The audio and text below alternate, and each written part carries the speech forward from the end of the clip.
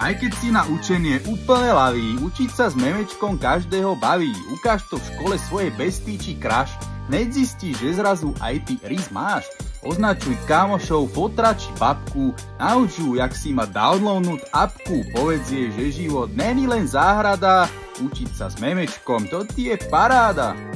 No a strýco Vaneček teraz pre teba vyťahol jedno z tých fakt dobrých memečiek. Počúvaj ma, máme tu dvoch kamošov a jeden radí druhému, že tell her you're an 8 on a scale of 10. Čo znamená, že povedz jej, že si osmička na stupnici alebo škále 10.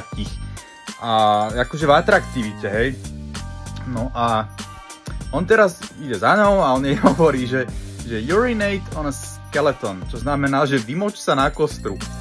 No prečo myslíš, že jej to povedal proste? Lebo keď si hovoríš tú vetu, you're an 8 on a scale of 10, keď si ju hovoríš stále rýchlejšie a rýchlejšie, tak sa vlastne dostaneš do takého bodu, kedy to znenie tej vety už proste znie ako vymoč sa na kostru. Môžeš si to skúšať, proste je to tak, je to už až taký jazykolám, proste urinate on a scale of 10, urinate on a skeleton, proste je to velice podobné, hej.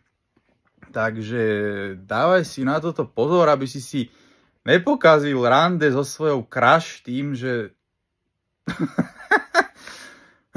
že jej proste poradíš, aby sa vyšťala na kostru, no.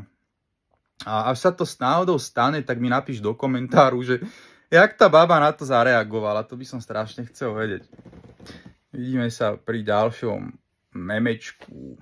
Nazdar.